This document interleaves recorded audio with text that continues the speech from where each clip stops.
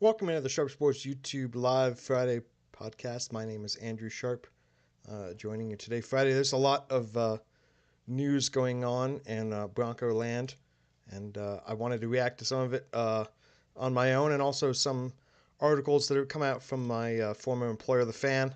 Um, Little bits and pieces coming out of Broncos country, but I'd say probably the biggest news of the week was that Joe Lombardi, offensive coordinator for the Denver Broncos, has been relieved of his duties by Sean Payton.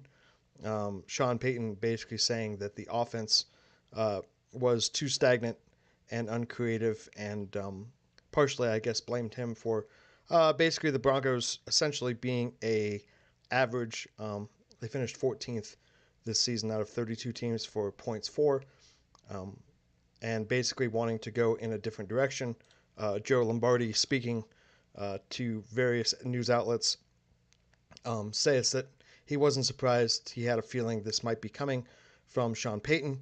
And certainly Joe Lombardi has been around the block long enough in the NFL. I was looking through some of his career stuff. I mean, he's been with various teams, multiple runs with the New Orleans Saints after leaving, coming back, leaving, coming back. So he understands the business. I would say it's a bit of a ding against him that he doesn't seem to find either a NFL head coaching job or a permanent residence within the league. But at the same time, unfortunately, that's kind of the way the league works. A lot of guys, there are certain assistants that stay with head coaches for a very long time. But the idea that you're going to have the same coaching personnel year after year, forever and ever, is pretty rare. I'd say it has happened with the Chiefs most recently, with a coordinator like Steve Spagnuolo doing the defense for KC, and essentially Andy Reid being the offensive play. Speaking of offensive play callers, despite the fact that Joe Lombardi is or was technically the offensive coordinator, Sean Payton's still calling the plays. So at the end of the day, the ineffectiveness of this Broncos offense, in my opinion, still falls on the head coach because it's a fact. There is no way that this head coach, given what he likes to do and his ego, there is absolutely no way that he's giving up play calling duties. I've talked about it a zillion times. I'm going to continue talking about it with his, Cheesecake Factory menu of plays, which I just find. I understand that he likes his complex offense, but I find it sometimes a little ridiculous because I feel like everything's about looks on film and looks on the, it almost again outthinking the room to an extent. And I understand that Sean likes complex offenses, but majority of his time doing this for long prolonged success was with a Hall of Fame, once in a generation NFL passing leader quarterback in Drew Brees. And so certainly with that kind of talent and acumen that Drew Brees had, um, everybody else is going to be hard to measure up against because Drew Brees is one of the best all-time quarterbacks in the NFL. I still think that Bo Nix can get there, but to expect Bo Nix to be there where Drew Brees was at intellectually and knowledge of the game in his second year versus a 10-year veteran like Drew Brees is utterly ridiculous. He's not there yet, and that's okay. Um, so this is what happens when big time teams lose big time games. There are people, unfortunately for them, who in an extent are scapegoated for the loss. However, I would also say that I'm not entirely sure what you wanted Joe Lombardi to do with a backup quarterback who basically had a terrible game and a non-existent run game for the Denver Broncos. So he can be scapegoated all you want, but the problems for the Broncos offense still remain within the system that they have. And looking forward to this, it'll be interesting to see who they keep in the offseason. I would not be surprised if some sorts of cuts are made. I would say for the first one, Jaleel McLaughlin, nice story, not good enough. He would be one of my first ones to go. Tyler Bade's had a nice little run here, but he's also non-consistent, really. So there's two running backs right off the bat.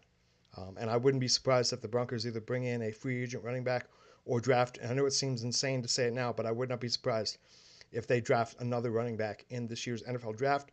And this year's NFL draft is extremely deep in running backs and wide receivers, which is great news for the Broncos because, quite frankly, I really want them to fix this offense, provide Bo Nix with all of the tools necessary to really move. If the Broncos can move their offense overall in scoring from 14th this year, which granted 14th is still amazing that they even got there because they had entire halves where the offense was essentially non-functional. If they can go from 14th to just say 10 or 9 and have a top 2 or 3 defense like they did this year, then absolutely the Broncos could find themselves back in contention for the Super Bowl. But they're going to have to definitely revamp. I just don't think the offensive pieces around Bo Nix are explosive enough right now. They're just not, and you saw it over the course of the season. Now, does Bo need to play better? Are there things that he can work on? Is it going to be a little bit difficult for him coming off of his ankle surgery? Of course. But that's what OTAs are for. That's what the offseason is for. And I believe that the Broncos definitely are on the right path. I don't think there's any question about that. But they're going to have to keep up with the arms race because the Kansas City Chiefs are going nowhere. Yes, they had a down year. Yes, they did not have a good season last season. But to think that the Chiefs are simply going to just fade into the mystic and just go away completely, I think is kind of ridiculous. They have some things that they need to work on. They had a bad year. They had some terrible injury luck, and they were kind of on the last fumes of that Super Bowl team. But the Chiefs are going to be competitive. I believe the Chargers, certainly, with Jim Harbaugh, are not going anywhere. And the rest of the AFC had a bit of a weird year with Lamar Jackson, Joe Burrow, and Patrick Mahomes not being in this year's AFC playoffs. So there's a lot to be worked on for the Broncos coming up absolutely within this offseason because, quite frankly, you need to keep up with the Joneses. And the Joneses are always be coming for you, especially now that you're essentially on top. You were a division winner for 2025. And it's good to see. One of the articles I saw was that basically Greg Penner, Broncos CEO, says that the Broncos are not satisfied and have a lot of work to do, which is what you want to hear from an owner. Basically, that he understands that they had a good year, but that they can be better. He met with the media on Wednesday, and basically, he isn't happy with the results of the AFC title game, wants the team to go further in the future, and really has Super Bowl aspirations for this franchise, which, an owner saying that is a great thing because it means that he's fully committed to the Broncos. Not that I ever really doubted the Walton Penner group since they bought the team. They've done nothing to shake my confidence. I mean, the Broncos are in such a much better position. No offense or anything to the previous owner, Pat Bowlen's children, but they really weren't ready for the kind of demanding attention that it takes to truly be elite in the NFL. It's a full-time gig. You have to be all in, committed, and you'd be surprised, even in pro sports, certainly in the NFL, there are owners who are very happy to just be decent, cash a check, occasionally make the playoffs, and call it a day. And luckily for the Broncos and their future, the Walter Penn Group is not that. They are really trying to do everything possible for this franchise, for the city, including building a new stadium that will be coming in the coming years. One that he says basically, if they had it on Sunday, the Broncos would have had a retractable roof and would not have had to endure the absolute onslaught of the blizzard that plagued them in the second half. But regardless, it's interesting to see what moves are going to be made as the Broncos move forward. There's certainly going to be a lot of discussion about what might happen with the NFL draft this year and the Broncos. Of course, the Broncos, because they made the AFC title game, will not be picking early in the draft in the first round. They were picking down at 30. But the Kansas City Chiefs and certainly some other clubs have proven over and over again that you can find players. You can find players all over the draft. You can find players in the first round. You can find gems in the seventh round. It has to do all with your scouting, all with your player development, and all with your vision for the team. So the Broncos are in great shape. They really are. They are going to come out of the Russell Wilson cap hit situation that has really been a hand behind their back during the entire time with Sean Payton. And so once they are able to clear that, have more money for free agency, certainly as money is not an issue for the Walton Penner Group at all. And so Broncos are looking good, but making moves, not satisfied. And I think that's a great step. But there definitely needs to be, there's been lots of talk about what's going to happen in the offseason. And my main thing for all of the offense is an upgrade in personnel. Upgrade in personnel, actually have a run game to support the quarterback, because you saw what happens with mediocre quarterback to bad quarterback play and no run game. The Broncos are non-competitive in the AFC title game with Jared Stidham. But this will certainly be the last time that I discuss Jared Stidham for a while.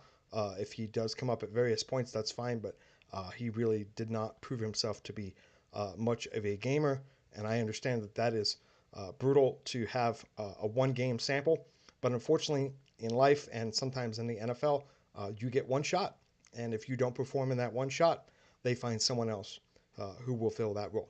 So glad to see Bo Nix is out of surgery. I'm sure he will be up to doing rehab in no time. And future is definitely bright for the Denver Broncos, despite some moving around and changes. Change is good. Change means that they're not satisfied. Change means that things can improve. And I certainly understand that there are lots of other people nationally who still think that this was all a fluke, that this was all a mystery as to how the Broncos got this far. But I will tell you, it is not a fluke. This is a team definitely, in my opinion, that is ahead of schedule. And despite I think they saw the article that they were going to be 12th in Super Bowl odds for next year, that's fine. That's fine. Don't worry about the odds. Don't worry about what Vegas thinks. Worry about fixing your team. Worry about developing, continuing to develop your quarterback and your young roster, and see where the chips may lay. Anyways, thanks for joining me on this little live Friday news Broncos stream. Once again, my name is Andrew Sharp, Sharp Sports YouTube podcast. Thanks for joining me, and I'll be back probably in a little bit. I'm going on a little vacation next week to Wyoming to ski with my family, but I'll be back. There'll be lots to talk about with the Denver Nuggets here in the next 2 months or so. Lots of Nuggets talk as the Denver Nuggets really get into the absolute meat of their season and positioning within the Western Conference. So once again, Andrew Sharp, Sharp Sports YouTube podcast. Thanks for joining me.